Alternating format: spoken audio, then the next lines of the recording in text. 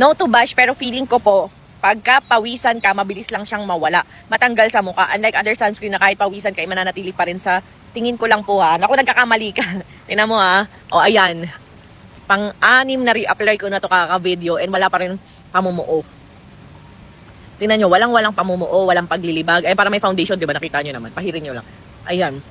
And hindi totoo yan sinasabi mo na kapag ka pinawisan or nabasa, wala na. So, ayan. Patutunayan ko sa'yo. Sinasabi ko sa inyo, huwag nyo kong hahamunin. Ayan na. Huwag nyo kong hinahamon. Wait. Uy! Ayan, tingnan nyo ha. O, ayan. Kahit na, ayan o, kita nyo pa rin siya o. Kahit na lumubog ka sa pool. Ayan, tingnan nyo. Hindi pa nga gano'ng nasa-set yan eh. O, dito tayo. Diba?